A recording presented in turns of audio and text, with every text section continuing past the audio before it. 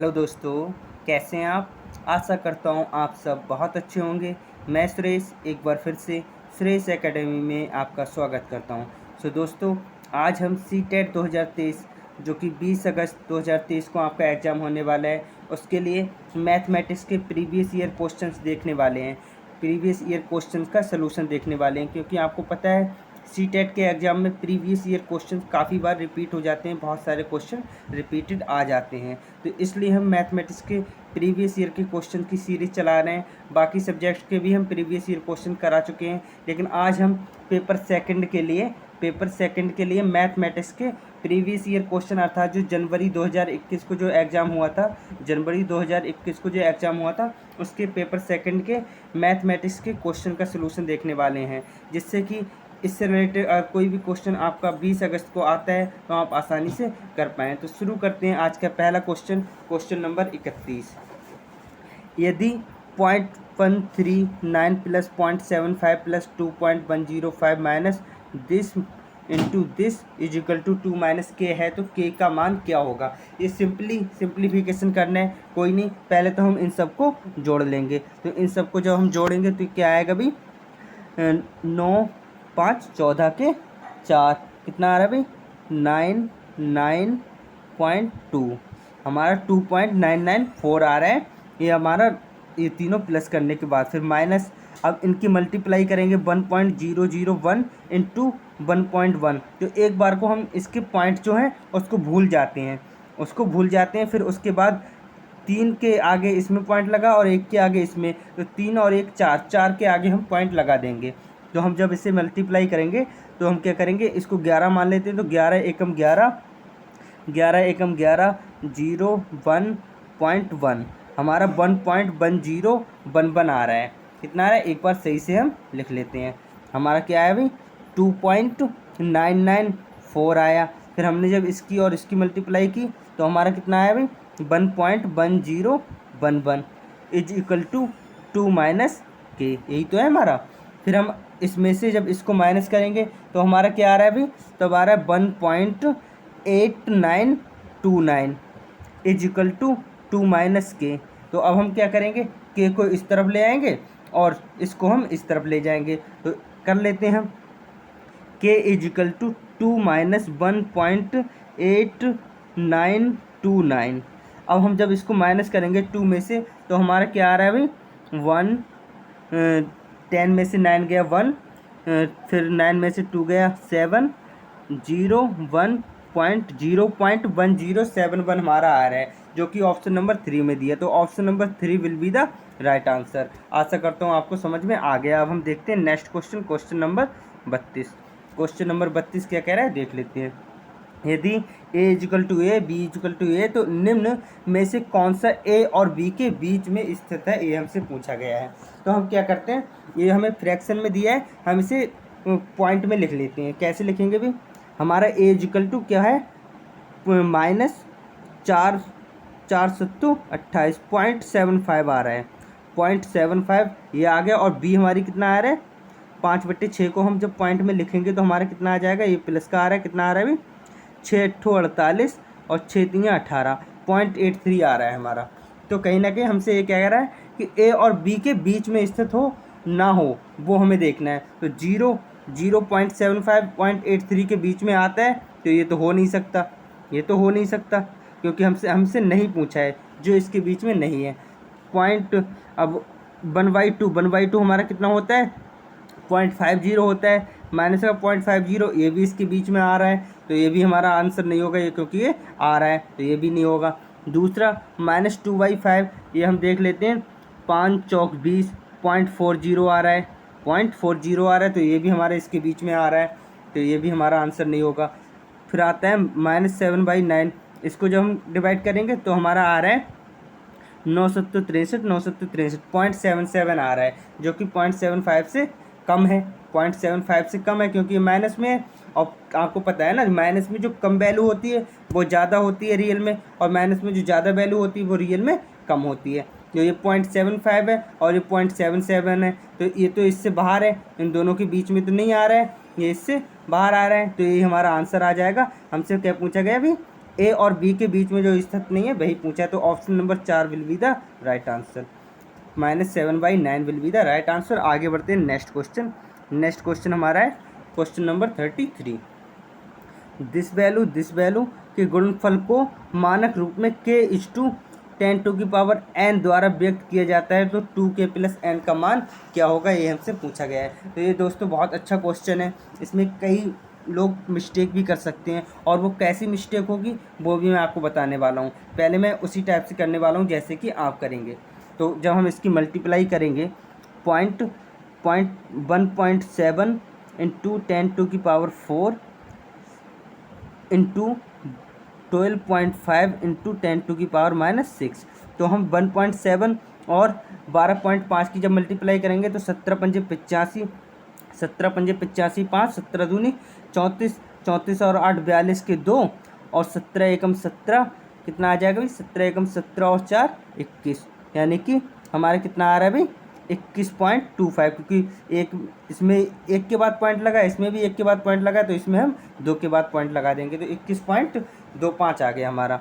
और फिर आपको पता है ये 10⁻⁻6 और ये 10⁻4 है, तो पावर जब होती हैं सेम, जब बेस सेम होता है और पावर जो होती हैं वो जुड़ जाती हैं जब सेम बेस होता है, तो हम जब जोड़ेंगे तो 4 - 6 करेंगे तो हमारे क्या आ जाएगा 10⁻2 आ जाएगा, 10⁻2 हमारा आ जाएगा। अब इसमें 2k + n दिया है, अब हम यहीं पे अगर 2k + n कर देंगे, अगर हम इसको k मान लें, अगर हम इसको k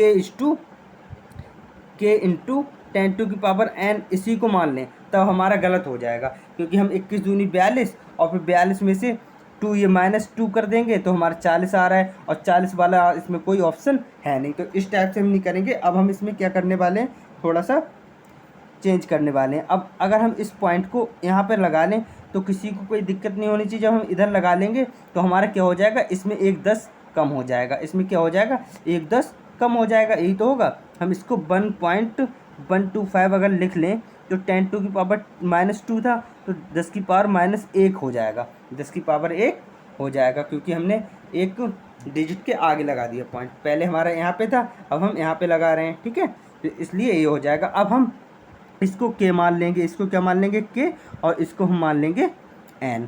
तो अब हम कर सकते हैं 2k + n ही तो करना है, तो कोई नहीं, हम 2 की गुणा 2.125 से जब करेंगे और प्लस में क्या करेंगे -1 करेंगे, तो हमारा क्या आ जाएगा भाई, हमारा आ जाएगा 2 दूनी 4.250, यही तो आएगा, और ये -1 है। जब हम -1 करेंगे तो हमारा कितना आ जाएगा 3.25 आ जाएगा। 4.250 में से -1 करेंगे तो 3.25 आ जाएगा, ये हमारा राइट आंसर हो जाएगा। Option number 4 will be the right answer.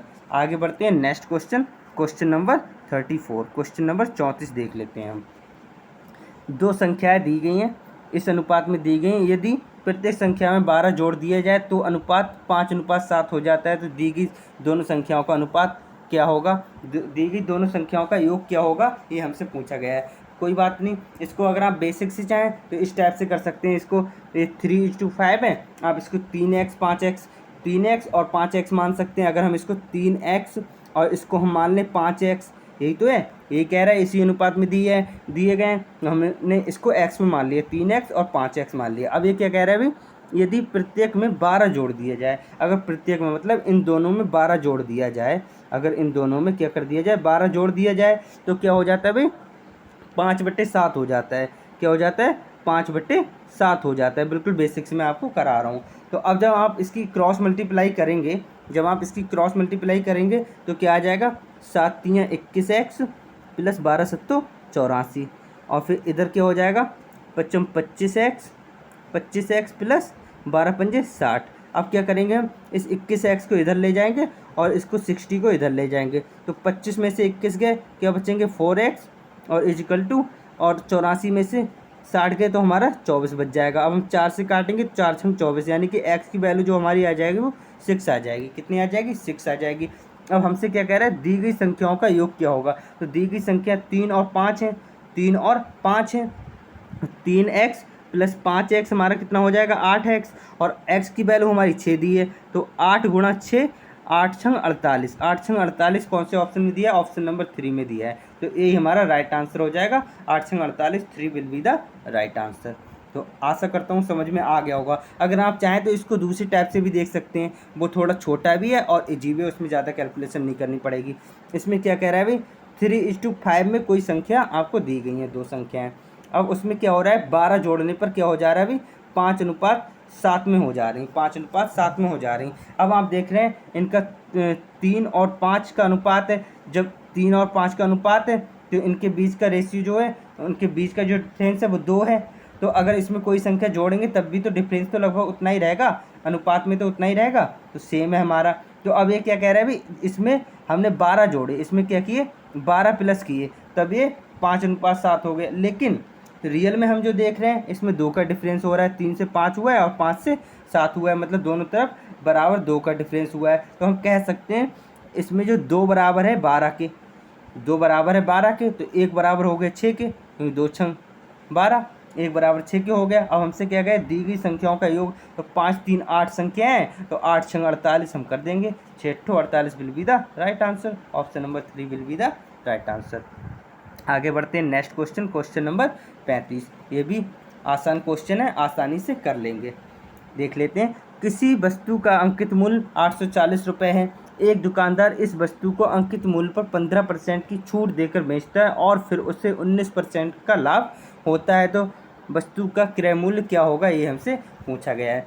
ये कह रहा है कि भाई कोई चीज़ 840 रुपये की है, कितने की भाई, 840 रुपये की है। उसने क्या किया, 15% का डिस्काउंट दे दिया। अब कोई चीज़ 100 की है, 100% की है, 15% का डिस्काउंट दे दिया गया, तो इसका मतलब 85% में दिया होगा। उसने कितने में दिया होगा, 85% में ही तो दिया होगा।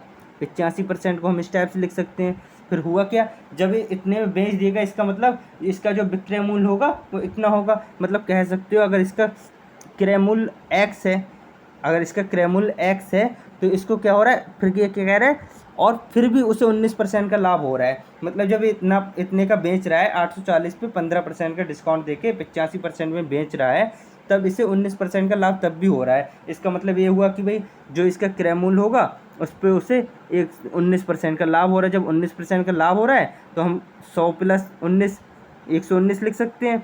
119% हो गया, जो क्रय मूल्य है उसके 119% मतलब कहीं ना कहीं मिल रहा है, तभी तो इतना होगा। तो अब हम इसे देख लेंगे, कैलकुलेशन कर लेंगे, 100 से 100 कट जाएगा। अब 17 पंजे 85 और 17 सत्तों 119, 17 सत्तों 119। फिर हम इसको 7 से काटेंगे, 7 एकम 7 और 7 दूनी 14, 120 ये हो गया। तो हमारा जो x आ रहा है वो कितना आ रहा है, 12 पंजे 60, 600 आ रहा है। हमारा जो क्रय मूल्य है, हमारा जो क्रय मूल्य है वो कितना है भाई, 600 आ गया, जो कि ऑप्शन नंबर 3 में दिया है। तो option number 3 will be the right answer. आगे बढ़ते हैं next question, question number 36। Question number 36 क्या कह रहा है, देख लेते हैं। यदि ये दिया है तो 8x + 5 का मान क्या होगा, ये हमें चेक करना है। कोई बात नहीं, इसमें हमें x की वैल्यू निकालनी है और फिर इसमें रख देनी है, हमारा आंसर आ जाएगा। तो हम क्या करते हैं, इसमें एलसीएम ले लेंगे। जब हम इसमें एलसीएम लेंगे 3, तो हमारा क्या हो जाएगा, 5x। हमारा क्या हो जाएगा भाई, अगर हम इसमें एलसीएम ले लेते हैं, हम यहीं पे मान लेते हैं, हमने इसमें 3 एलसीएम ले लिए, तो हमारा 5x - 7 और 2 3 6, 2 3 6 आ गया, 2 3 6 = अपॉन 4 हमने एलसीएम ले लिया, तो 4x - 3 और 4 चौक 16x हो जाएगा, 4 चौक 16x हो जाएगा। अब हम क्या करेंगे, इसमें क्रॉस मल्टीप्लाई कर लेंगे। इसमें क्रॉस मल्टीप्लाई करने से पहले -7 ये और +6 ये है, पहले हम लिख ही लेते हैं। 5x - 1 हो जाएगा, अपॉन में 3 = 4x और 16x हमारा हो जाएगा 20x, 20x - 3 अपॉन 4, यही तो आ जाएगा। अब हम इसमें क्रॉस मल्टीप्लाई करेंगे। अगर हम इसमें क्रॉस मल्टीप्लाई करेंगे तो हमारा क्या आ जाएगा, 5 चौक 20x, 20x - 4, 20x - 4 = 3 की इधर मल्टीप्लाई करेंगे तो 20 3 60x, 60x और 3 3 9।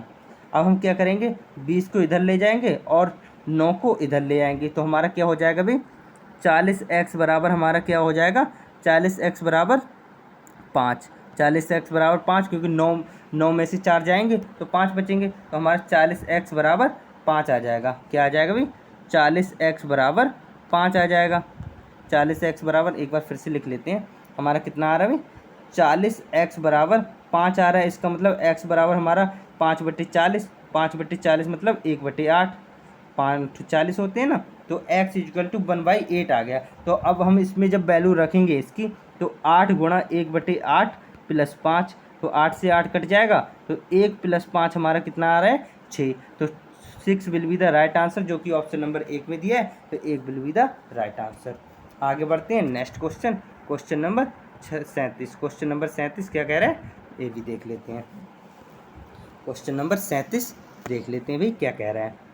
तो इसमें पी क्यू आर की वैल्यू दी है और फिर इसमें हमें सिंपली पी प्लस क्यू करना है और माइनस आर करना है। तो इसमें हमें जो ऑप्शन दिए हैं वो पहले एक्स बाई दिए गए हैं, तो हम पहले इसको एक्स बाई देख लेते हैं।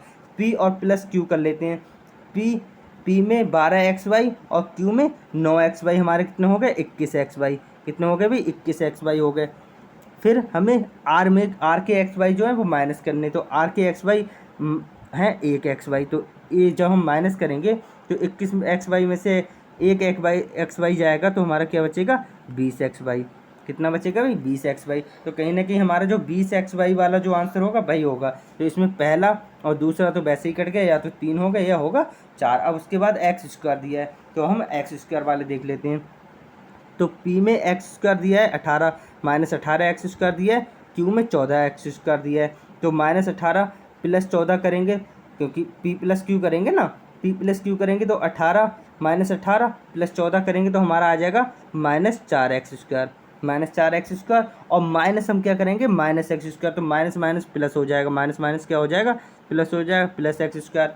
तो -4 x square plus x square हमारा क्या आ जाएगा -3 एक्स स्क्वायर। तो जो एक्स स्क्वायर होगा वो -3 होगा, तो -3 ऑप्शन नंबर 4 में ही दिया है। इसमें 7 दिया है तो ये भी हमारा कट जाएगा। तो option number 4 will be the right answer. इस टाइप से हम आसानी से कर लेंगे शॉर्ट में, ठीक है। तो अब देखते हैं क्वेश्चन नंबर 38। क्वेश्चन नंबर 38 क्या कह रहा है देख लेते हैं। यदि ये वैल्यू दी है तो x माइनस 1/x का मान क्या होगा, ये हमसे पूछा गया है। तो दोस्तों इसका आंसर आप दें इससे पहले मैं आपको एक छोटी सी ट्रिक बता दे रहा हूँ। इसमें होता क्या है, मान लीजिएगा आपको X square plus 1/x is equal to P दिया है, आपको ये दिया है। तो अगर आपको x प्लस 1/x निकालना है तो आपको कुछ नहीं करना है, बस इतना करना है, p माइनस 2 करना है, p प्लस 2 करना है, क्योंकि आपको प्लस से प्लस में आना है, तो p प्लस 2 करना है और ऊपर से लगा देना अंडर रूट। तो ये हमारा राइट आंसर हो जाएगा। जैसे कि मान लो p इसमें 2 दिया होता, मान लीजिएगा इसमें 2 दिया होता, तो हमारा क्या होगा भाई, इसमें जब हम 2 करेंगे तो हमारा 4 हो जाएगा और फिर अंडर रूट लगाएंगे तो फिर से हमारा 2 ही आ जाएगा। अगर मान लीजिएगा हमारा 14 दिया होता, अगर यहाँ पे 14 दिया होता तो हम 14 प्लस 2 करते तो 16 हो जाता और x plus 1/x is equal to हमारा 4 आ जाता। इस टाइप से आप समझ गए होंगे। और अगर आपको जैसे x square plus 1/x square दिया है p, और अगर आपको निकालना है 1/x माइनस 1/x निकालना है, तो ये कैसे निकलेगा, कोई दिक्कत नहीं। जैसे उसमें प्लस से प्लस में जा रहे थे तो हमने प्लस किया था, इसमें हम क्या करेंगे p माइनस, यहाँ पे माइनस है ना तो -2 करेंगे, यहाँ पे -2 करेंगे और ऊपर से लगा देंगे अंडर रूट। अब मान लीजिएगा इसके बराबर 18 होता, मान लीजिएगा x square plus 1/x square बराबर 18 होता, तो हम क्या करते 18 माइनस 2 करते 16 आ जाता, 16 का अंडर रूट हमारा क्या आ जाता 4।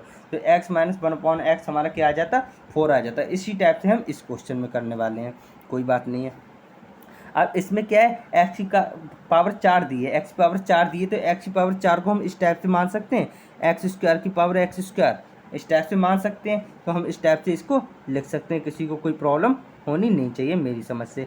बराबर में हमारा 322 दिया है, बराबर में हमारा कितना दिया है 322। तो हमें बस वही करना है, क्या करना है अभी हमें करना है अंडर रूट 322। अभी हमें क्या करना है x square plus 1/x square निकालना है। तो हम क्या करेंगे 322 प्लस, क्योंकि प्लस से प्लस में जा रहे हैं तो 322 प्लस 2 हमारा कितना हो जाएगा 324। कितना हो जाएगा भाई 324 हो जाएगा। जब ये 324 हमारा कितने का रूट होता है भाई, हमारा ये होता है 18 का। कितना होता है भाई 18 का रूट होता है। अब वही क्वेश्चन बन गया, जैसा क्वेश्चन मैंने अभी आपको एग्जाम्पल में दिया था वही क्वेश्चन बन गया।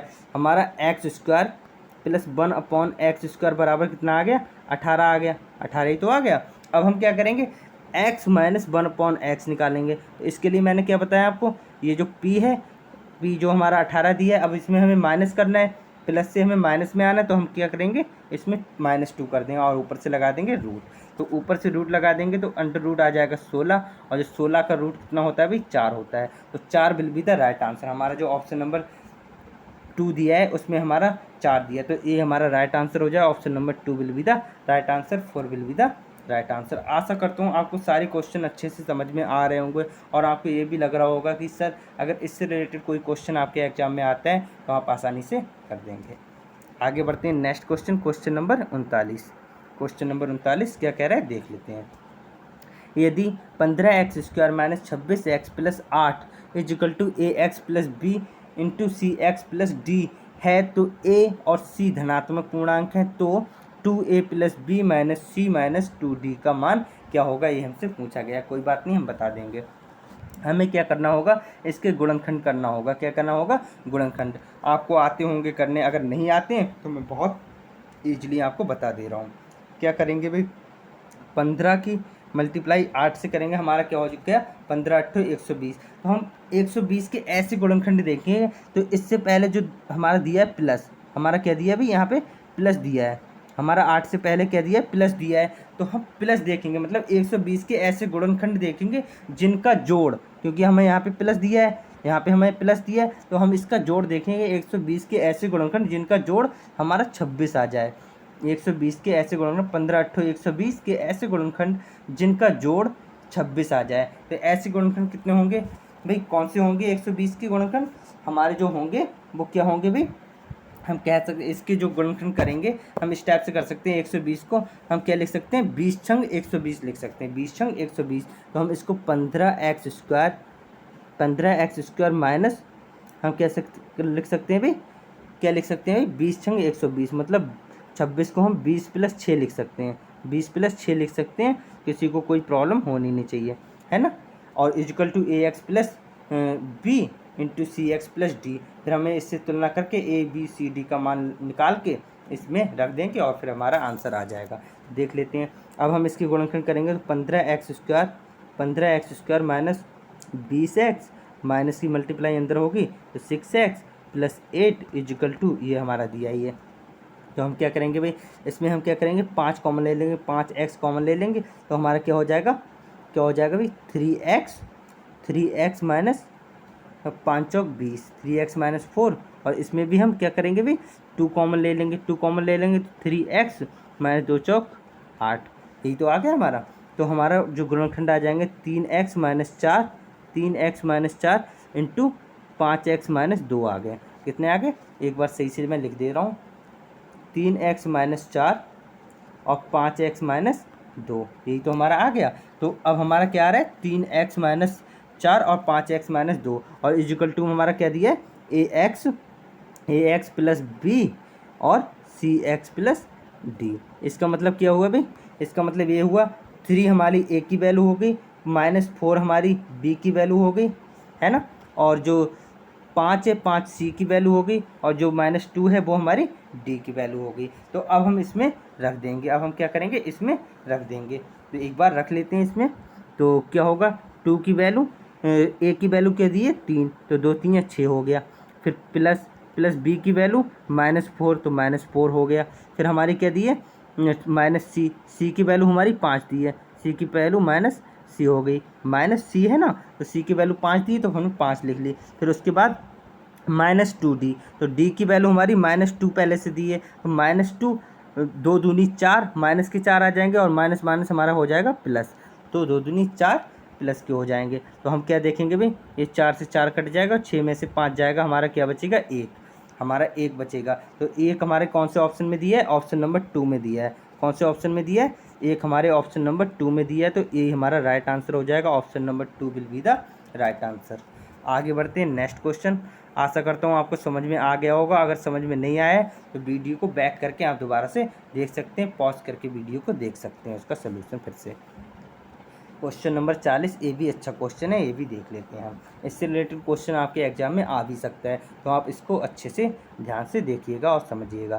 त्रिभुज ABC और त्रिभुज DEF में यदि AB is equal to EF, BC is equal to DE तथा CA इजिकल टू FD है, तो तो कौन कौन से त्रिभुज सर्वांग होंगे, इसमें कौन सा ऑप्शन सही है, ये हमसे पूछा गया। तो इसके लिए मैं आपको बता दूं एक आसान तरीका करने के लिए। हमारा त्रिभुज दो दिए हैं, कौन से दिए हैं भाई, ए बी और सी। दूसरा हमारा क्या दिया गया है, डी ई और एफ, यही तो हमारे दिए गए हैं। कोई बात नहीं, तो सबसे पहले कहा गया है ए बी इजिकल टू है ई एफ। ए बी जो है, ये वाला ए बी जो है वो हमारे ई एफ के इजिकल टू है, ठीक है। फिर बी सी जो है वो डी ई के इक्वल टू है, तो बी सी को हम डबल से लिख लेते हैं, बी सी हमारा डी ई के बराबर है, बी सी हमारा डी ई के बराबर है। फिर सी ए हमारा एफ डी के बराबर है, जो सी ए है वो हमारा एफ डी के बराबर है, सी ए हमारा एफ डी के बराबर है। अब हम क्या देखेंगे भाई, इसमें हम ए बी सी, इसमें सारे ऑप्शन ए बी सी दिए गए हैं, तो हम त्रिभुज ए बी सी इसको लिख सकते हैं। तो ये किस तरफ से है भाई, इस तरफ से, जो हमारा बन वाला है इस तरफ से इस टाइप से घूमा गया है, मतलब ए बी सी। तो ऐसे हम इसमें घूमेंगे, 1 से 2, 2 से 3, D E F E D F. तो ई डी एफ वाला जो हमारा होगा भाई हमारा राइट आंसर हो जाएगा, एफ ई डी वाला, सॉरी। यहाँ से हम स्टार्ट करेंगे क्योंकि हमारा ए से ए बी हमारा पैरेलल है किसके, ए बी हमारा इक्वल टू है किसके, ई एफ के। तो हमारा इधर से स्टार्ट होगा क्योंकि हम इससे एंटी क्लॉकवाइज चलेंगे ना, इसमें क्लॉकवाइज मतलब सेम इसके जैसा देखना है। ये वाली ए बी हमारी ई एफ के बराबर है, तो हम यहाँ से एफ से स्टार्ट करेंगे, एफ ई डी, और इसमें A B C F E D सर्वांग होंगे। तो एफ ई डी हमारे ऑप्शन नंबर 2 में दिया है, तो एफ ऑप्शन नंबर 2 ही हमारा राइट आंसर हो जाएगा। त्रिभुज ए बी सी सर्वांग होगा त्रिभुज एफ ई डी, तो option number 2 will be the right answer. आशा करता हूँ आपको समझ में आ गया होगा, और इससे रिलेटेड अगर क्वेश्चन आएगा आपके एग्जाम में जो कि 20 अगस्त को होने वाला है, तो आप आसानी से कर देंगे। तो देख लेते हैं क्वेश्चन नंबर 41। निम्न में से कौन सी एक समकोण त्रिभुज की भुजाएं हो सकती हैं, इनमें से कौन सी समकोण त्रिभुज की भुजाएं हो सकती हैं, ये आपको बताना है। तो दोस्तों देख लेते हैं इसमें कौन सी हो सकती है। तो दोस्तों मैं इसका तो डायरेक्ट आपको आंसर बता दूं, इसका जो होगा ऑप्शन नंबर 4 होगा, ऑप्शन नंबर 4 हमारा राइट आंसर होगा। आपको एक फार्मूला पता होगा, क्या पता होगा भाई, कर्ण स्क्वायर बराबर होता है, क्या होता है, लंब स्क्वायर। हमारा क्या होता है, लंब स्क्वायर प्लस आधार स्क्वायर। ये फार्मूला आपने पढ़ा होगा। इस टाइप से अगर आप करेंगे तो आप कर लेंगे, लेकिन अब इस टाइप से आप करेंगे तो काफ़ी टाइम भी लग जाएगा, इसलिए आपको ट्रिपलेट कुछ याद होने चाहिए। जैसे 3 4 5 हैं, 3 4 5 हैं, इसकी अगर हम कितने से भी मल्टीप्लाई कर दें सब में, इसको हम 6 8 10 भी लिख सकते हैं। इसको हम क्या कर सकते हैं भाई, 6 8 10 भी लिख सकते हैं। इसको 12 16 20 भी लिख सकते हैं। 12 16 20 भी हमारा ट्रिपलेट होता है। 7 24 25 हमारा ट्रिपलेट होता है। इस टाइप के बहुत सारे हमारे ट्रिपलेट होते हैं। 20 21 29 होता है। तो 20 21 29, ये तो 31 दिया, तो ये तो हमारा वैसे ही नहीं होगा, है ना, ये भी नहीं होगा, ये भी नहीं होगा। तो ऑप्शन नंबर 4 जो है हमारा राइट आंसर हो जाएगा। Option number 4 will be the right answer. आप इसको कर सकते हैं, आप इसको कर सकते हैं। इसके साथ ही मैं आपको एक छोटी सी ट्रिक बता दे रहा हूँ स्क्वायर करने की। जैसे आपका 97 है, 97 का अगर आप स्क्वायर करेंगे, 97 का अगर आप स्क्वायर करेंगे तो आप इस टाइप से लिख सकते हैं। वैसे तो बहुत छोटी ट्रिक है, मैं इस टाइप से बता रहा हूँ कि 2 अंकों की कोई भी संख्या किसी भी संख्या से अगर आपको गुणा करनी पड़ेगी तो आप आसानी से कर देंगे। ये छोटी सी एक ट्रिक मैं आपको बता दे रहा हूँ। स्क्वायर करना है तब भी इस टाइप से कर सकते हैं, अगर अलग अलग संख्या है तब भी आप इस टाइप से कर सकते हैं। क्या करेंगे, पहले तो इसकी मल्टीप्लाई करेंगे। क्या करेंगे, 7 7 49 के 9, 4 हम इसको कैरी मान लेंगे अलग से। अब हम क्या करेंगे, इसकी इससे करेंगे क्रॉस मल्टीप्लाई कर देंगे। 9 7 63 और 9 7 63, 63 हमारे कितने हो जाएंगे, 126 हो जाएंगे। कितने हो जाएंगे भाई, 126। 126 और 4 हमारे कितने होते हैं भाई, 126 और 4 हमारे कितने होते हैं भाई, 126 और 4 30 होते हैं, 130। तो हमारा कैरी कितना आ गया, 13 आ गया। 9 9 81 और 13 हमारा कितना होता है, 9 9 81 और 13, 81 और 13 हमारा कितना हो जाएगा, 90। 81 और 13 94 हो जाएगा। कितना हो जाएगा भाई, 94 हो जाएगा। तो ये हमारा हो जाएगा 9409। और इस टाइप से हम इसकी भी निकाल सकते हैं। और जिसके लास्ट में 5 आ जाए उसका तो स्क्वायर करना बहुत ईजी है। उसका स्क्वायर करना मैंने पिछली जो मैथ की वीडियो कराई थी उसमें मैंने बताया भी था। और लास्ट वाला 5 है तो इसका स्क्वायर करने के लिए हमें 25 लिख लेना है, और उससे पहले जो डिजिट है उसके ठीक नेक्स्ट वाला डिजिट, उससे ठीक आगे वाले डिजिट से हम मल्टीप्लाई करके लिख देते हैं। तो 65 का हो जाएगा 6 7 42, 6 7 42, 42 35 42 25 हमारा 65 का स्क्वायर हो जाएगा। तो हम इसके अगर इक्वल आ रहा है तो हम आप समझ लीजिएगा इसका 72 का भी आप कर लेंगे। 2 दूनी 4 और 7 दूनी 14 दूनी 28, 28 के 8 और 7 7 49 और 2 51, ये इसका आ जाएगा। तो अगर आप इनको जोड़ेंगे तो आपका 9409 के बराबर आ जाएगा। तो हमारा जो राइट आंसर हो जाएगा option number 4 will be the right answer हो जाएगा। आगे बढ़ते हैं नेक्स्ट क्वेश्चन, क्वेश्चन नंबर 42। किसी बहुफलक के 7 फलक और 10 शीर्ष हैं, तो इस बहुफलक के किनारों की संख्या क्या होगी? The number of edge of polyhedron which has 7 faces and 10 vertex is. तो इसके हमसे एज पूछा है, किनारे से के पूछे गए हैं। तो दोस्तों मैं आपको बता दूं इसका एक फार्मूला होता है। क्या फार्मूला होता है? एफ प्लस बी, बता देता हूं मैं, F plus B is equal to E plus two, is equal to E plus two, F plus B is equal to E plus two. तो अब हम इसमें वैल्यू लिख देंगे। तो फेस कितने दिए हैं भाई? 7 दिए हैं, फेस हमारे 7 दिए हैं तो 7 लिख लिए। फिर प्लस में हमारे वर्टेक्स कितने दिए हैं? 10 वर्टेक्स दिए हैं, 10 वर्टेक्स दिए हैं, कोई बात नहीं। और एच हमें निकालने हैं, किनारे इसके निकालने प्लस 2 है, तो प्लस हमने 2 कर लिया। तो 10 7 17 और इधर जब आएंगे तो -2 हो जाएंगे। तो ई बराबर हमारा जो एज है, जो किनारे हैं, वो हमारे कितने आ जाएंगे भाई? 15 आ जा रहे हैं। कितने आ जा रहे हैं? 15। तो ऑप्शन नंबर 15 जिसमें होगा, जिस ऑप्शन में, भाई हमारा राइट आंसर हो जाएगा। थर्ड ऑप्शन में दिया है 15, तो 15 will be the right answer. Option number 3 will be the right answer. आशा करता हूँ आपको समझ में आ गया। इस फार्मूले को आप अच्छे से देख लीजिएगा, F plus B is equal to E plus two. इस फार्मूले को आपको याद रखना है, हर बार इस टाइप का एक क्वेश्चन आ ही जाता है। तो ये आपके लिए बहुत ही ज़्यादा इंपॉर्टेंट होने वाला है। तो आगे बढ़ते हैं next question, question number 43। Question number 43 क्या कह रहे हैं, देख लेते हैं अभी। त्रिभुज ए बी सी में भुजा ए बी और ई तक, क्या है भी? एक त्रिभुज ए बी सी है, मान लीजिए कोई त्रिभुज ए बी सी है, ए बी सी है। तो इसमें क्या है? भुजा ए बी को ई तक, भुजा ए बी को ई तक बढ़ाया जाता है। मान लीजिए इधर बढ़ा दिया गया है, ए बी को ई तक बढ़ा दिया गया। मान लीजिए ई यहाँ पे है तो ई तक बढ़ा दिया गया। और फिर भुजा सी ए को डी तक, मतलब ये सी ए जो है इसे डी तक, यहाँ तक बढ़ा दिया गया है, ठीक है, ये डी है। तो फिर होगा क्या? बी ए डी 125 है, बी ए डी ये वाला हमारा कितना है? 125 है, 125 है। और जो ई बी सी है, जो ये वाला है हमारा, वो हमारा कितना है? 100, हमारा 100 दिया है। तो अब हमसे पूछा है इनमें से कौन सा कथन सत्य हो सकता है? क्या ये समद्विबाहु त्रिभुज है? जी नहीं, समद्विबाहु तो होगा नहीं। A B greater than B C, ये भी नहीं होगा। अब हम इसके साथ ही एक बात आपको पता होगी कि इस टाइप से अगर स्ट्रेट लाइन पर अगर कोई कोण दिया है, मान लीजिएगा ये 100 है, तो ये हमारा कितना हो जाएगा? 80, क्योंकि आपको पता है एक स्ट्रेट लाइन पे जो कोण बनता है वो 180 बनता है। तो अगर ये 100 होगा तो ये हमारा 80 हो जाएगा। मतलब हम कह सकते हैं ये हमारा 100 है तो ये हमारा कितना हो जाएगा? अंदर वाला बी 80 हो जाएगा। जब ये 80 है तो हमारा जो ए है वो कितना हो जाएगा? 180 में से 25 करेंगे, 125 करेंगे तो हमारा कितना हो जाएगा भाई? हमारा 55 हो जाएगा। कितना हो जाएगा भाई? 55 हो जाएगा। और आपको पता है त्रिभुज के तीनों कोणों का योग कितना होता है? 180 होता है। तो 55 और 80 कितना हो गया? 55 और 80 हमारा 135 हो गया। तो हमारा जो सी हो गया वो 45 हो गया, वो हमारा 45 हो गया। पहले और दूसरे ऑप्शन तो है नहीं। तीसरा देख लेते हैं, ए बी सी मतलब ए वाला हमारा कितना है? 80। और ए सी बी का अंतर, ए सी बी मतलब ये वाला सी हमारा 45। तो इनका अंतर 35 दिया है। ये क्या सही है? जी हाँ, 80 में से अगर 45 घटाएंगे तो इसका अंतर कितना? 35 आ जाएगा। तो यही हमारा राइट आंसर हो जाएगा, यही हमारा क्या हो जाएगा? राइट आंसर हो जाएगा। लेकिन ऑप्शन नंबर 4 दिया है तो उसको भी हम एक बार देख लेते हैं। फिलहाल हमारा आंसर तो ऑप्शन नंबर 3 हो जाएगा, 3 will be the right answer. लेकिन 4 नंबर ऑप्शन देख लेते हैं। बी ए सी हमारा क्या दिया है भाई? 55 दिया है। और ए सी बी 45 दिया है। तो इनका अंतर रियल में तो 10 है, लेकिन इसमें 20 कह रहा है, तो ये हमारा वैसे ही गलत हो जाएगा। तो option number 3 will be the right answer. आगे बढ़ते हैं नेक्स्ट क्वेश्चन, क्वेश्चन नंबर 44।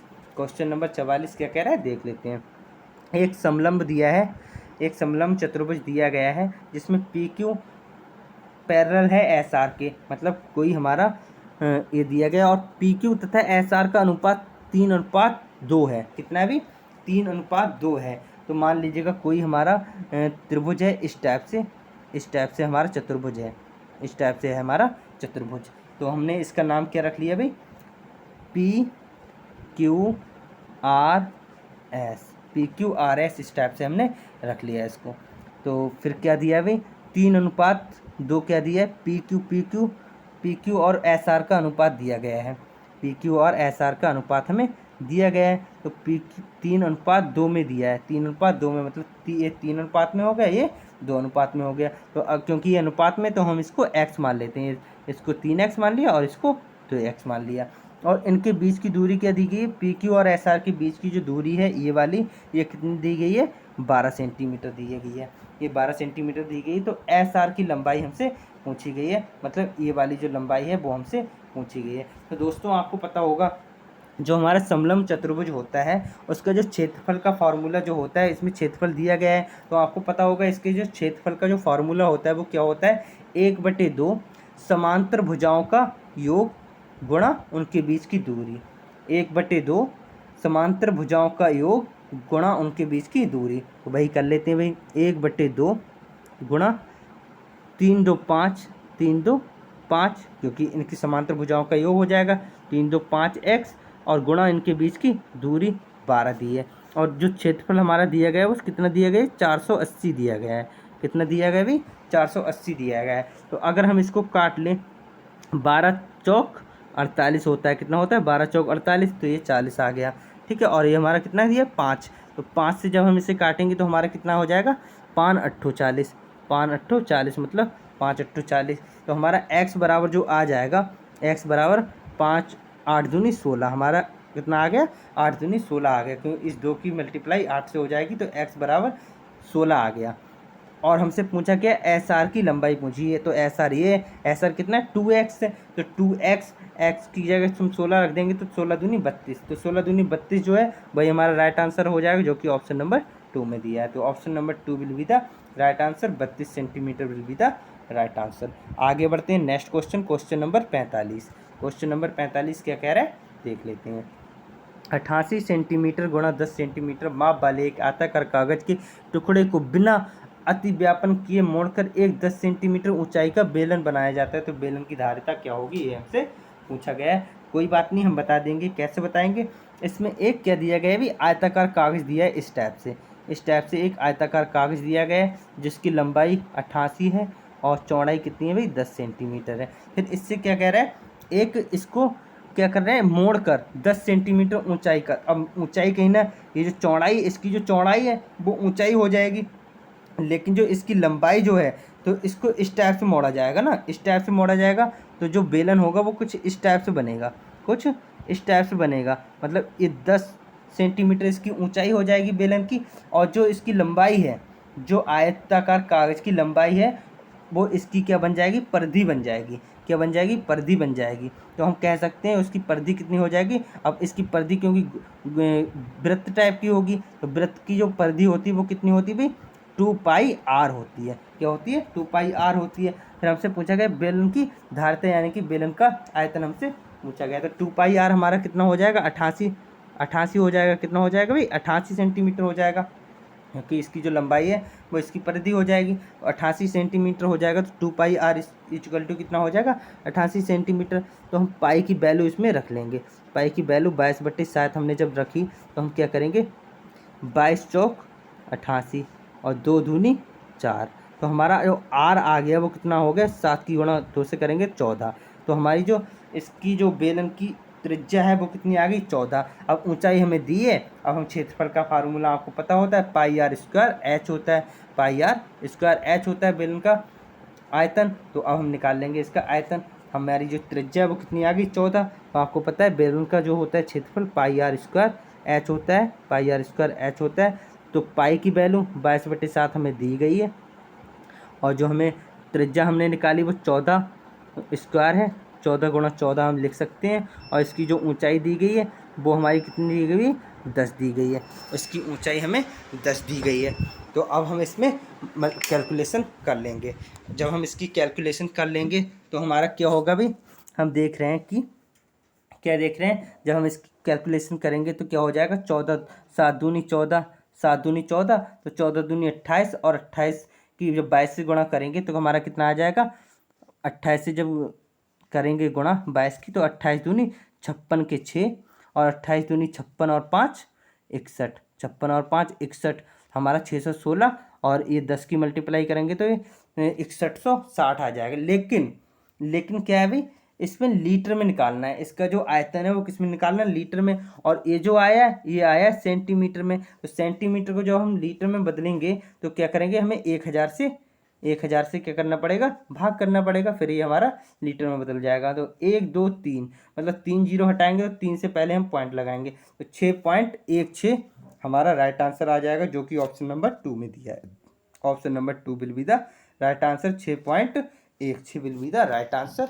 आगे बढ़ते हैं next question, question number 46। Question number 46 हमारा क्या कह रहा है, देख लेते हैं भाई।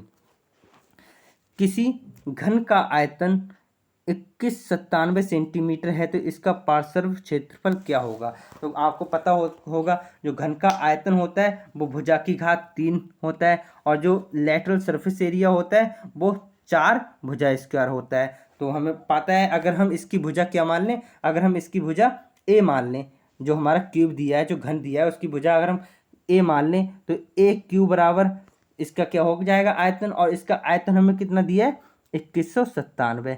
कितना दिया है भाई, 2197। तो 2197 कितने का क्यूब होता है ये आपको पता होना चाहिए भाई। आपको 1 से 20 तक के क्यूब आपको पता होना चाहिए, और 1 से 30 तक के स्क्वायर आपको पता होने चाहिए। तो ये आपको अच्छे से देख लेना चाहिए, और नहीं देखे हैं तो जो अभी मैंने ट्रिक बताई उससे आप निकाल भी सकते हैं। तो इसमें आप देख रहे हैं, इसमें लास्ट में क्या आ रहा है, 7, तो कहीं ना कहीं ये क्यूब तो है ही, क्यूब तो है ही। तो ये हम देख लेते हैं, 2 दूनी 4 दूनी 8, 8 होना चाहिए। अगर 12 का होता, ये मतलब 12 का होता तो इस टाइप से होता, लेकिन 3 3 9 3 27, 7 आ रहा है, 27 में 7 आ रहा है, तो यानी कि कहीं ना कहीं, और ये 2 है तो एक एकम 1 और 1 3, मतलब वो एक ही आएगा, तो हमारा 13 हो जाएगा। हमारा जो एक क्यूब होता है वो कितने का होता है अभी, 13 का होता है। तो हमारी जो घन की भुजा जो है वो 13 आ गई। आपको याद होना चाहिए 1 से 20 तक के क्यूब, तो ये 13 का क्यूब है, तो हमारी जो भुजा आ गई घन की वो आ गई 13। अब हमसे क्या पूछा है, पार्श्व क्षेत्रफल पूछा है, लेटरल सरफेस एरिया पूछा है। तो लेटरल सरफेस एरिया आपको पता होना चाहिए 4a स्क्वायर होता है, 4 इंटू भुजा स्क्वायर होता है। तो हम इसका कर लेते हैं 4 इंटू, अब 13 का स्क्वायर करेंगे तो 13 13 169। अब 169 की मल्टीप्लाई जब हम इससे करेंगे तो हमारा कितना आ जाएगा भाई, 676 आ जाएगा। कितना आ जाएगा भाई, 676 आ जाएगा। तो 676 एक बार कर लेते हैं, 4 ने 36 और 4 छंग 24, 24 और 3 27 के साथ, और फिर हमारा क्या हो जाएगा, 4 एकम 4 2 6।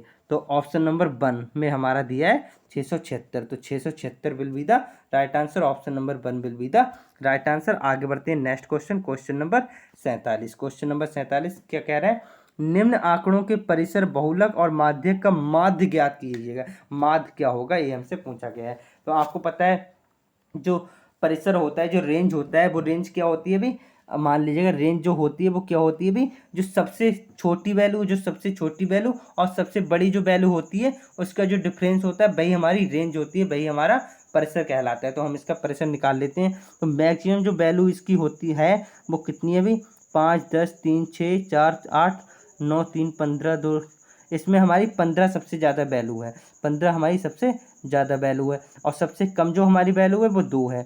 कितनी है भाई, 2। तो कहीं ना कहीं हमारा जो परिसर आ जाएगा, जो हमारी रेंज आ जाएगी वो हमारी कितनी आ जाएगी, 13। कितनी आ जाएगी भाई रेंज हमारी आ जाएगी 13 आ जाएगी।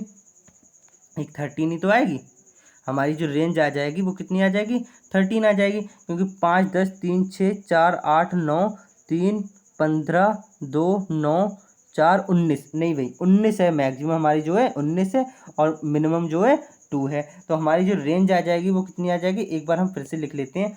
हमारी रेंज जो होगी, जो मैक्सिमम जो वैल्यू है वो 19 है, और मिनिमम जो है वो 2 है।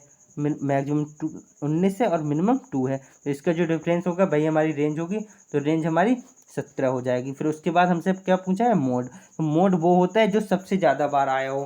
तो सबसे ज़्यादा बार 5 एक ही बार आया है, 10 भी एक बार आया है, 3 देख लेते हैं, 1 2 2 ही बार आया है, 4 1 2 3 4, 4 कितने बार आया अभी, 1 2 3, 4 भी कितने बार आया है, 3 बार आया है। तो कहीं ना कहीं ये हम देख रहे हैं यही सबसे ज़्यादा बार आया है, 4 जो है वो सबसे ज़्यादा बार आया है, 1 4 और 2 4 और 3 4, 3 बार सबसे ज़्यादा यही आया है। तो हमारा जो मोड हो जाएगा वो आ जाएगा 4 हो जाएगा। मोड हमारा कितना हो जाएगा, 4 हो जाएगा। इसके बाद हमसे क्या पूछा है, मीडियन। अब मीडियन निकालने के लिए, मीडियन मतलब बीच की संख्या, मीडियन को क्या होती है, बीच की संख्या। तो बीच की संख्या निकालने के लिए हम देख लेते हैं, इसको पहले हमें आरोही क्रम में लगाना पड़ेगा, बढ़ती क्रम में आरोही अवरोही क्रम में लगाना पड़ेगा, तो बीच वाली निकालनी पड़ेगी। लेकिन हम देख लेते हैं, ऐसे ही हम देख लेंगे। तो सबसे पहले हम देख लेते हैं 1 2 3 4 5 6 7 8 9 10 11 12 13 14 15, कितनी है, 15। भाई ऑड नंबर आ रहे हैं, तो ऑड में आते हैं तो हम क्या करेंगे, n+1/2, तभी तो हम मीडियन निकालते हैं। तो 15 + 1/2 हमारा कितना हो जाएगा, 16/2। 16/2 यानी कि 2×8=16, यानी कि 8वें नंबर की जो संख्या होगी वही हमारी माध्यक होगी, वही हमारी मीडियन होगी। तो हम जब इसे निकालेंगे, आरोही क्रम में लगाएंगे, तो सबसे पहले 2 1, फिर 3 हमारे 2 बार दिए तो 3 ये हो गए, फिर 4 3 जगह दिए तो 6 ये हो गए, और फिर 7 5, फिर हमारा जो मीडियन आ जाएगा वो हमारा कितना आ जाएगा भाई, 6 आ जाएगा। मीडियन जो है हमारा वो कितना आ जाएगा, 6 आ जाएगा, जो बीच में आ रहा है, क्योंकि आप देख रहे हैं 8वें नंबर की जो संख्या होगी वही हमारी मीडियन होगी। तो 1 नंबर पे ए हो गई, 1 ये कट गई, फिर 2, फिर 3, फिर 4 5 6 6, और फिर 7। 8वें नंबर पे हमारा कितना आ रहा है, 6, तो 6 ही हमारा क्या हो जाएगा, मीडियन हो जाएगा। 6 हमारा मीडियन हो जाएगा। तो मीडियन हमारा कितना आ गया, 6।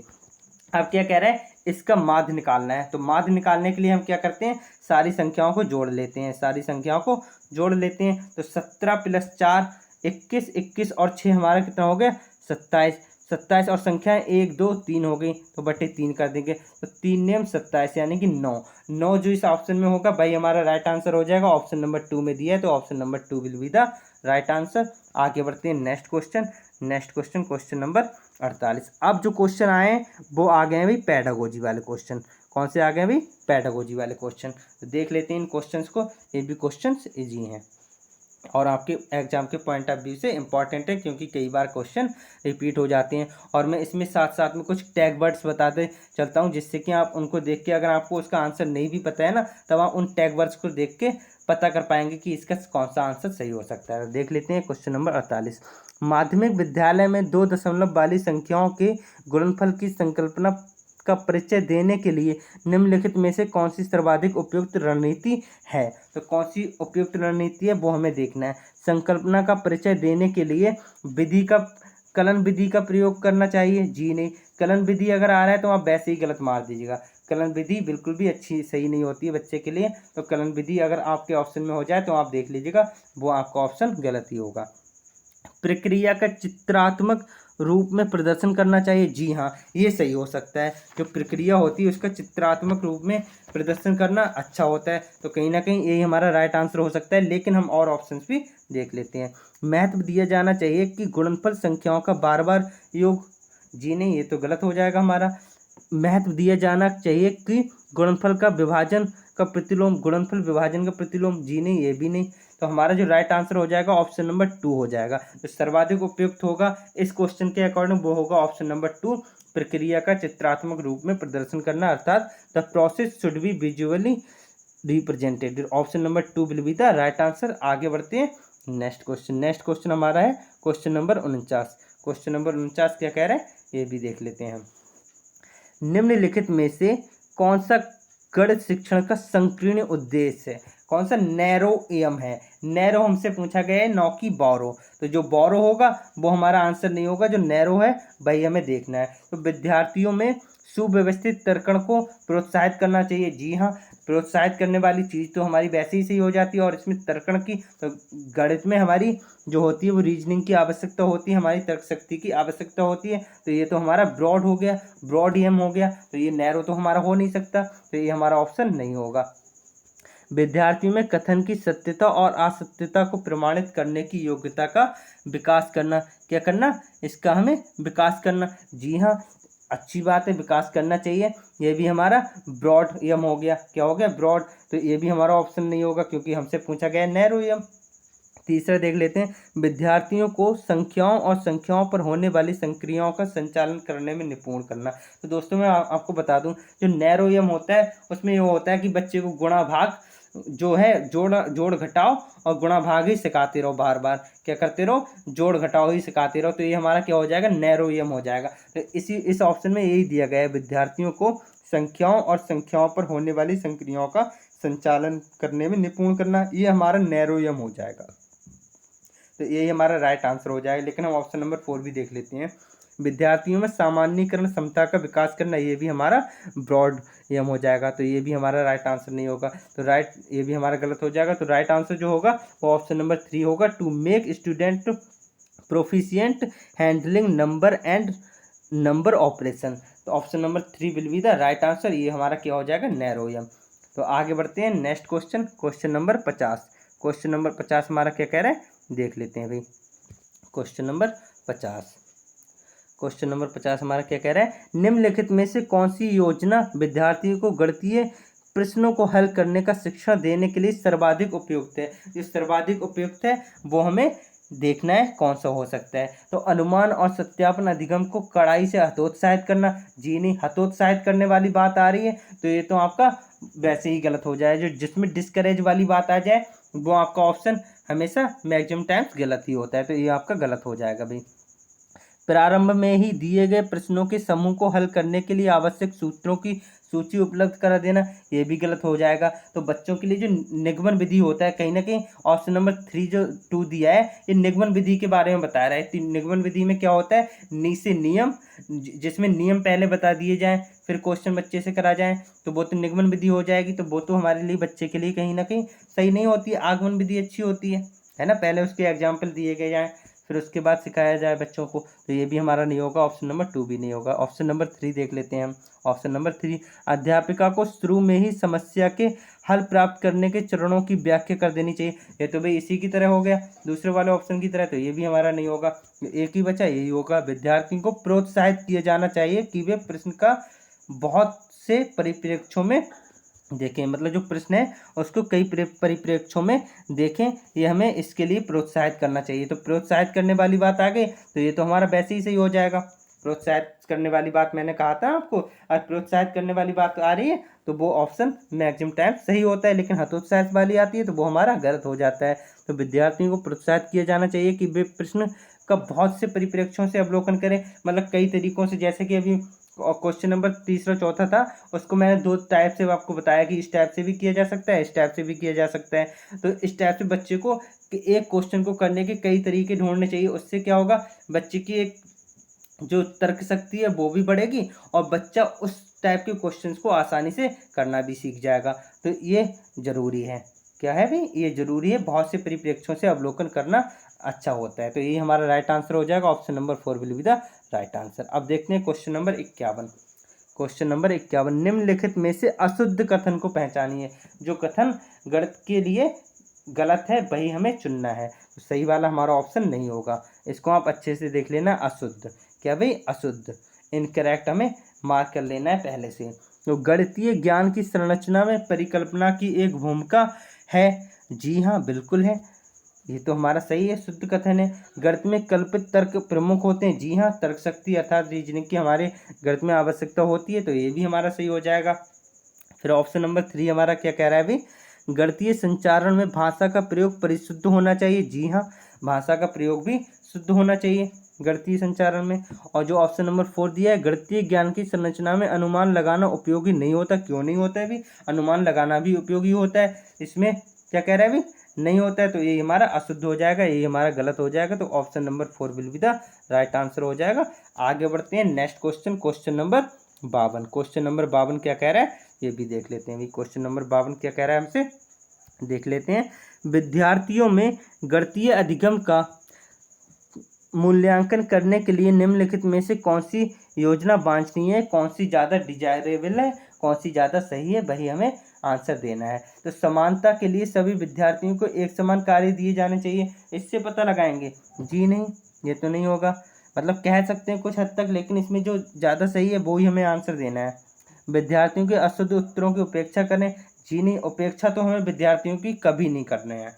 उपेक्षा, अगर उपेक्षा करने वाली बात आ रही है, बच्चों को इग्नोर करने वाली बात आ रही है, तो वो तो हमारा वैसे ही गलत हो जाएगा। ठीक है, तो विद्यार्थियों की अपने उत्तरों को समर्थन देने की क्षमता का मूल्यांकन मूल्यांकन का महत्वपूर्ण आधार होना चाहिए। क्या होना चाहिए? महत्वपूर्ण आधार होना चाहिए। जी हाँ, यही हमारा बिल्कुल सही है। विद्यार्थियों की अपने उत्तरों को समर्थन देने की क्षमता मूल्यांकन को महत्वपूर्ण आधार होना चाहिए। तो option number 3 will be the right answer हो जाएगा। और जो चौथा दिए, गणितीय शब्द संग्रह का विकास मूल्यांकन का आधार पर नहीं होना चाहिए, ये हमारा गलत हो जाएगा। So student justification of their response should be an important basis of assessment, ये हमारा राइट आंसर हो जाएगा। Option number 3 will be the right answer. आगे बढ़ते हैं next question, question number 53। Question number 53 क्या कह रहे हैं, देख लेते हैं भाई। एक आकृति का त्रिभुज होने के लिए शर्त है कि ये 3 रेखाखंडों का सम्मिलन होना चाहिए। सम्मिलन हो और इसके साथ क्या होना चाहिए वो हमें बताना है। तो अगर 3 सम्मिलन हो, जो 3 रेखाखंड हैं वो ऐसे भी तो हो सकते हैं, ऐसे भी तो मिल रहे हैं, तो क्या त्रिभुज बन रहा है? कोई जरूरी थोड़ी ना है। तो ये क्या है भी, आवश्यक है, 3 रेखाखंड होने आवश्यक हैं, लेकिन ये पर्याप्त शर्त है ये हम नहीं कह सकते। हम 3 रेखाखंडों को अगर मिलाएंगे तो हमारा त्रिभुज बन भी रहा है। ये हमारे मतलब 3 रेखाखंड की तो जरूरत पड़ती है, तो 3 भुजाओं से बनी आकृति वो त्रिभुज होती है, ये हम कह सकते हैं एक प्रकार से। लेकिन हम ये कहें कि 3 भुजाएं जब मिलती हैं तो ये जरूरी है कि वही बने, मतलब ये काफ़ी पर्याप्त है। तो आवश्यक तो है, 3 भुजाएं तो आवश्यक हैं त्रिभुज के लिए, लेकिन ये पर्याप्त शर्त है ये हम नहीं कह सकते हैं। जैसे कि आप देख रहे हैं ये भी 3 रेखाखंड है, इनको जब हम सम्मिलन कर रहे हैं तो ये नहीं बन रहा है। तो ये आवश्यक तो है लेकिन पर्याप्त नहीं है। तो ये हमारा ऑप्शन नंबर 1 जो है वही हमारा राइट आंसर हो जाएगा। आवश्यक है परंतु पर्याप्त नहीं है, और पर्याप्त है आवश्यक नहीं, ये हमारा गलत हो जाए। आवश्यक है पर्याप्त दोनों ही शर्त सही है, ये भी गलत हो जाए, ना तो नहीं, ये भी हमारा गलत हो जाएगा। तो option number 1 will be the right answer. आगे बढ़ते हैं क्वेश्चन नंबर 54। क्वेश्चन नंबर 54 हमारा क्या कह रहा है, देख लेते हैं भाई। निम्नलिखित कथनों पर ध्यान दीजिएगा। यदि n सम है तो n स्क्वायर सम है, यदि n स्क्वायर सम नहीं है तो n सम नहीं है, यदि n स्क्वायर सम है तो n सम है, यदि n सम नहीं है तो n स्क्वायर सम नहीं है। निम्नलिखित कथनों में से कौन सा कथन सही है वो हमसे पूछा गया है। तो C A का विलोम है, ये देख लेते हैं भाई। C जो है वो A का विलोम है। यदि n सम है तो n स्क्वायर सम है, यदि n स्क्वायर सम है तो n सम है। जी हाँ, बिल्कुल ये इसका विलोम है। ये इसका उल्टा कहा जा रहा है, सी ए का उल्टा कहा जा रहा है, तो ये सी ए का विलोम है, ये बिल्कुल सही है। तो कहीं ना कहीं ये हमारा राइट आंसर हो सकता है, लेकिन दूसरे ऑप्शंस भी हम देख लेते हैं, ठीक है। डी ए का विलोम है, डी ए का विलोम बिल्कुल भी नहीं है, तो ये तो गलत हो जाएगा। बी ए का प्रतिलोम है, ये बी ए का प्रतिलोम भी नहीं है। डी ए की प्रतिस्थिति है, ये भी नहीं है। तो option number 1 will be the C is converse of A will be the right answer. Option number 1 will be the right answer. आगे बढ़ते हैं next question, question number 55। Question number 55 हमारा क्या कह रहा है, देख लेते हैं भाई। दृष्टिबाधित विद्यार्थियों के लिए निम्नलिखित में से किसका प्रयोग गणित शिक्षण माध्यम के साधनों के रूप में नहीं किया जाना चाहिए, ये हमसे पूछा गया है। तो आपको पता है जियो बोर्ड का यूज कर सकते हैं। तो मतलब दृष्टिबाधित बच्चों के लिए जो मतलब जिन चीज़ों को छू के वो पढ़ सकते हैं तो वो तो यूज कर सकते हैं, और जो छू के यूज मतलब नहीं पढ़ सकते हैं वो यूज नहीं करना चाहिए। तो क्या यूज नहीं करना चाहिए वो हमसे पूछा गया। जियो बोर्ड यूज कर सकते हैं, टाइल का भी यूज कर सकते हैं, और टेलर का गिनतारा ये भी यूज करते हैं, लेकिन जियो जेब्रा का यूज नहीं कर सकते हैं। जियो जेब्रा का यूज नहीं कर सकते हैं क्योंकि जियो जेब्रा आपको मैं बता दूं ये एक सॉफ्टवेयर होता है, ये एक सॉफ्टवेयर का नाम है जियो जेब्रा। तो सॉफ्टवेयर को तो भाई दृष्टिबाधित जो बच्चे हैं उनके लिए तो मुश्किल होगा क्योंकि वो देख नहीं पा रहे हैं, जियो जेब्रा पे वो काम नहीं कर पाएंगे, उससे वो गणित शिक्षण नहीं कर पाएंगे। तो option number A will be the right answer, Jio zebra will be the right answer. आगे बढ़ते हैं next question, question number 56। Question number 56 क्या कह रहा है, देख लेते हैं। निम्नलिखित कथनों में से कौन सा कथन सत्य है, ये हमसे पूछा गया है। तो देख लेते हैं। गणित की पुस्तकों में दी गई सभी प्रमेयों की उत्पत्ति से ही गणित बनता है। जी नहीं, मतलब ये डेफिनेटली हम कहना सही नहीं होगा। ये जो ऑप्शन नंबर 1 है ये बिल्कुल कहना सही नहीं होगा, तो ये 100% सच नहीं है। दूसरा ऑप्शन देख लेते हैं। दूसरा ऑप्शन हमारा क्या दिया है भाई, एक व्यक्ति जो अंकगणितीय परिकलन में अच्छा है वह गणित में भी अच्छा होगा और विलोमता भी, ये सत्य होगा। जी नहीं, ऐसा तो कोई डेफिनेटली ये सत्य थोड़ी ना है, कोई यूनिवर्सल ट्रू थोड़ी ना है कि अगर कोई अंकगणित में परिकलन में अच्छा है तो वो पूरे गणित में अच्छा होगा। ऐसा बिल्कुल भी हम नहीं कह सकते। गणितीय ज्ञान के उत्पादन में अंतर्ज्ञान की कोई भूमिका नहीं है। क्यों नहीं है भाई, गणितीय ज्ञान के उत्पादन में अंतर्ज्ञान की बहुत ही ज़्यादा भूमिका है। Intuition has role in generating mathematics knowledge, लेकिन इसमें नो दिया तो ये हमारा ऑप्शन नहीं होगा भाई। इसमें तो भूमिका है, अंतर्ज्ञान की बहुत भूमिका होती है। ऑप्शन नंबर 4 देख लेते हैं। गणितीय कथन प्रतिबंधित हो सकते हैं। जी हाँ, बिल्कुल हो सकते हैं। गणितीय कथन प्रतिबंधित हो सकते हैं, क्योंकि आपने कई बार देखा होगा जो हमारा एक जो समकोण त्रिभुज है, इसमें हम एक फार्मूला लगा देते हैं पाइथागोरस, कर्ण स्क्वायर बराबर आधार स्क्वायर प्लस लंब square, hypotenuse square is equal to perpendicular square plus base square, ये फार्मूला लगा देते हैं। लेकिन ये क्या समबाहु त्रिभुज में लागू होता है? नहीं होता है। समद्विबाहु त्रिभुज में लागू होता है? नहीं होता है। तो ये प्रतिबंधित है, तो ये हो सकता है। तो option number 4 will be the right answer. गणितीय कथन प्रतिबंधित हो सकते हैं। आगे बढ़ते हैं next question, question number 57। Question number 57 हमारा क्या कह रहा है, देख लेते हैं भाई। समावेशी कक्षा में पठन अक्षमता वाले विविध बाधित क्षमता के छात्रों के गणित अधिगम के विषय में निम्नलिखित में से कौन सा कथन सत्य नहीं है? कौन सा कथन सत्य नहीं है? इसको आपको क्या, नहीं वाले को तो आप अंडरलाइन कर लिया करिए भाई, क्योंकि इसमें काफ़ी बार बच्चों की गलतियां हो जाती हैं। तो इसको अंडरलाइन करके पहले से ही रख लेना है आपको। तो देख लेते हैं अब इसके ऑप्शन क्या हो सकते हैं। जो सत्य नहीं है वो हमें बताना है। पठन अक्षमता का प्रभाव व्यक्ति के संख्याओं के शाब्दिक और स्थानिक दृष्टिकोण में समन्वय पर होता है, समन्वय पर होता है। ये बात तो सही है भाई, ये बात तो सही है, ये सत्य है। तो हमें तो असत्य वाला बताना है जो सत्य नहीं है। ये तो हो नहीं सकता भाई, तो ये तो हो नहीं सकता ऑप्शन। दूसरा देख लेते हैं। गणित के चित्रांकित नमूने पठन क्षमता वाले बच्चों को द्वारा अनुभव की गई कठिनाइयों को दूर करने में सहायक होते हैं। जी हाँ, ये भी हमारा सही है, तो ये भी ऑप्शन नहीं होगा। पठन अक्षमता वाले बच्चों को अपने विचारों को क्रमबद्ध और संगठित रूप में लिखने में कठिनाई हो सकती है। जी हाँ, बिल्कुल हो सकती है कठिनाई, बिल्कुल कठिनाई हो सकती है, ये भी सत्य है। तो ये भी हमारा ऑप्शन नहीं होगा, तो एक ही बचा, ये हमारा राइट आंसर हो जाएगा। पठन अक्षमता केवल केवल वाली बात आ गई तो ये वैसे ही गलत हो जाएगा। तो और हमसे गलत ही पूछा है, सत्य नहीं है वही पूछा, तो ये हमारा राइट आंसर हो जाएगा। केवल भाषा में सीखने प्रभावित है, तो ये हमारा राइट आंसर हो जाएगा, क्योंकि ये हमारा गलत है और गलत ही हमसे पूछा गया है, नॉट ही हमसे पूछा गया। तो ये option number 4 will be the right answer. आगे बढ़ते हैं नेक्स्ट क्वेश्चन, क्वेश्चन नंबर 58। ये भी अच्छा क्वेश्चन है, एक कंटेंट का क्वेश्चन देख लेते हैं भाई। 6 अंकों की बड़ी से बड़ी संख्या के विभिन्न अभाज्य गुणनखंडों की संख्या है। कितने गुणनखंड हो सकते हैं इसके अभाज्य? तो इसके लिए हमें क्या करना होता है भाई, कुछ इस टाइप से लिख लेते हैं। अब आपको पता है 6 अंकों की बड़ी से बड़ी संख्या कौन सी होती है? 999। क्या होती है? 9 9, क्या भाई 6 बार 9 9 लिख सकते हैं। यही तो हमारी होगी सबसे बड़ी संख्या। जो 6 अंकों की सबसे बड़ी संख्या होगी वो यही होगी, क्योंकि इसमें इसके नेक्स्ट वाली हमारी ठीक इससे ज़्यादा हो जाएगी भाई, इससे ज़्यादा हो जाएगी। 7 अंकों की बन जाएगी। अगर हम इसमें +1 कर देंगे तो वो 7 अंकों की बन जाएगी सबसे छोटी, लेकिन 6 अंकों की सबसे बड़ी निकालनी तो ये हमारी होगी। तो अब हम इसमें अभाज्य गुणनखंड निकालने हैं, तो इसमें हम क्या करेंगे, कुछ स्टेप्स कर लेंगे। 9 से जब हम करेंगे तो हमारा 9 एकम 9 एकम 9 एकम 9 एकम 9 एकम 9 आ जाएगा। अब आपको पता भी होना चाहिए, क्या पता होना चाहिए, जब कोई एक अंक जैसे 1 1 1 1 111 111 है, तो वो कितने से डिवाइड होते हैं भाई?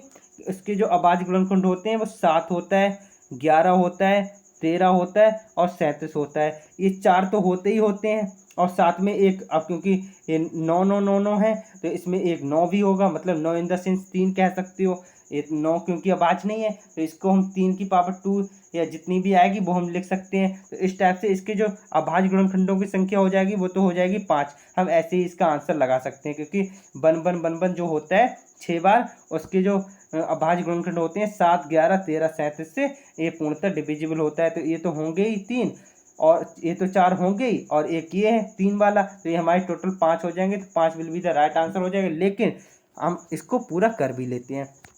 पूरा करने के लिए हम क्या करेंगे, अब इसमें हम 11 से करेंगे। जब 11 से करेंगे तो 11 एकम 11, फिर 0 लगा, फिर 11 एकम 11, फिर 0 लगाना पड़ा। फिर हम इसको काटेंगे, फिर हम कितने से काट सकते हैं भाई? फिर हम इसको 3 से काटेंगे। 3 से काटेंगे तो 3 3 9, 3 3 9 और 3 6 18 और 3 7 21, ये हमारा आ गया। फिर हम जब इससे काटेंगे, अब हम इसे कितने से काट सकते हैं भाई? अब हम इसे काट सकते हैं 7 से। जब हम इसे 7 से काटेंगे तो हमारा क्या आ जाएगा भाई? 7 अट्ठो 7 चौक 28, 7 चौक 28 और 7 अट्ठो 56 और 7 7 एकम 7। अब हम इसे कितने से काटेंगे भाई? अब हम इसे काटेंगे कितने से भाई? अब हम जो इसे काट सकते हैं वो काट सकते हैं कितने से, अब हम काटेंगे इसे 13 से। कितने काटेंगे, 13 से। जब हम इसे 13 से काटेंगे तो हमारा आ जाएगा 13 तियाँ 39 और 13 तियाँ 39 और 13 सत्तो 91, 37 आ गया। अब हमारा 37, तो 37 13 7 11 और 3 की पावर 3, 3 की पावर 3, इस टाइप से हमारे आ गए। तो 3 7 11 13 37। तो ऑप्शन नंबर 4 हमारे कितने हो गए, 5 गुणनखंड हो गए। तो option number 4 will be the right answer. Option number 4 will be the right answer. आगे बढ़ते हैं। ऑप्शन नंबर 3, ऑप्शन नंबर 3 जो है वो हमारा, क्योंकि हमारे कितने आए, 3 की पावर 3 और 7 11 13 और 37, यही तो आए हमारे। तो 1 2 3 4 5 कितने गुणनखंड है भाई, 5, जो कि ऑप्शन नंबर 3 में दिए हैं। तो option number 3 will be the right answer. आगे बढ़ते हैं next question, question number 59। Question number 59 क्या कह रहा है देख लेते हैं भाई। यदि 8 अंकीय संख्या ये है हमारी, तो 88 से विभाज्य है, तो x माइनस वाई का मान क्या होगा, ये हमसे पूछा गया है। तो दोस्तों जो हमने पिछली मैथ की जो वीडियो कराई थी पेपर 1 के लिए, पेपर 1 के लिए, उसका जो थंबनेल था 15 में से 15 कंटेंट में आप ला सकते हैं जिस वीडियो को देख के। इस टाइप का जो जिसका थंबनेल था उसमें मैंने आपको इसके डिविजिबिलिटी रूल बताए थे। तो उसमें मैंने सारे बताए थे, 2 के, 3 के, 4 के, 5 के, 7 के, 8 के, 9 के, सबके बताए थे, 11 के भी बताए थे। तो इसमें हमारा दिया है 88 दिया है, तो 88 को हम 11 गुणा 8 लिख सकते हैं। तो कहीं ना कहीं जो ये संख्या है वो 8 से भी डिविजिबल होगी और 11 से भी डिविजिबल होगी। तो आपको पता है मैंने 8 का जो डिविजिबिलिटी रूल बताया था, विभाज्यता जो रूल बताया था, वो क्या बताया था, ये 8 से अगर कोई संख्या डिविजिबल है तो लास्ट की तीन अंक अगर 8 से डिविजिबल है तो पूरी संख्या 8 से डिविजिबल होगी। क्योंकि मैंने उस क्लास में बताया था आपको कि अगर आपको 2 से डिविजिबल देखनी है कोई संख्या तो लास्ट का एक अंक देख लीजिए, अगर 2 से डिविजिबल है पूरी संख्या 2 से डिविजिबल होगी। और अगर 4 से देखनी है तो लास्ट के 2 अंक देख लेने हैं, लास्ट के 2 अंक अगर 4 से डिविजिबल है तो पूरी संख्या 4 से डिविजिबल होगी। और अगर आपको 8 से देखनी है तो लास्ट के 3 अंक देखने होंगे। 2 से देखने के लिए लास्ट का 1 अंक, और 4 से देखने के लिए लास्ट के 2 अंक देखते हैं, और 8 से देखने के लिए लास्ट के 3 अंक देखते हैं। अगर लास्ट के 3 अंक 8 से डिविजिबल हैं तो पूरी संख्या 8 से डिविजिबल होगी।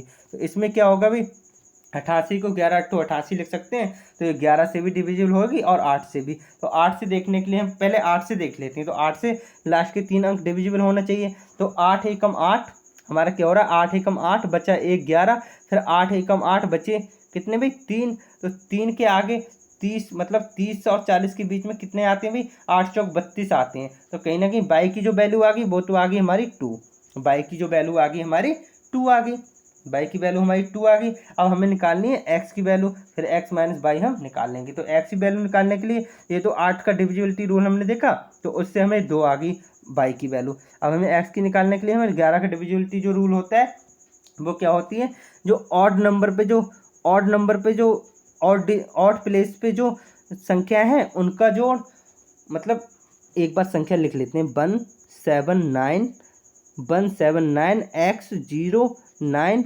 1। अब बाई की जगह हम 2 लिख सकते हैं क्योंकि हमने 2 निकाल लिया बाई की वैल्यू।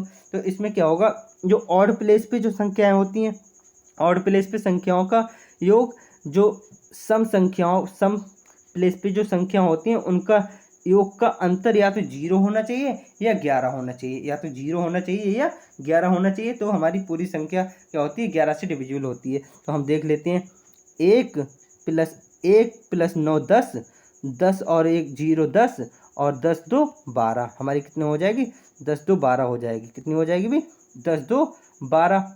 यार हम इसको देख लेते हैं, 7, मतलब अब हम इसको माइनस करेंगे, 7 + x + 9 + 2, यही तो है भाई, यही तो होगा हमारा। एक सॉरी इसमें थोड़ी मिस्टेक हो गई है, इसमें थोड़ा हमने जोड़ने में गलती कर दी है भाई। एक हम ऑड प्लेस के देख लेंगे, 1 9 10, फिर 0 10 ही रहेगा, फिर 1 जोड़ेंगे तो हमारा कितना हो जाएगा 11। अब इसमें से हम जो सम प्लेस पे हैं उनको जोड़ेंगे, उनका अंतर निकालेंगे तो 11 आना चाहिए या फिर 0। तो 7 + x 7 + x 7 + x और फिर +9 + बाई हमारा हमने 2 निकाल ही लिया है, बाई हमारा 2 आ गया। तो 11 माइनस हमारा कितना आना चाहिए भाई, 11 माइनस 9 7 16 और 2 18, 18 + x, 18 + x is equal to हमारा कितना, या तो 0 आए या फिर आए हमारा 11, या तो 0 आए या फिर 11 आए, तो हम 0 मान लेते हैं। जब हम इसको उठा के इधर ले जाएंगे तो हमारा प्लस का हो जाएगा। जब प्लस का हो जाएगा भाई, जब हमारा क्या हो जाएगा, प्लस का हो जाएगा, तो हमें क्या करना होगा भाई, अगर हम इस 0 हो या फिर 11 हो, 0 हो या फिर 11 हो, तो अगर 0 ना रखें तो अगर हम 11 रखेंगे तो 11 से हमारा ये 11 कट जाएगा। क्या हो जाएगा भाई, 11 से हमारा ये 11 कट जाएगा, यही तो होगा।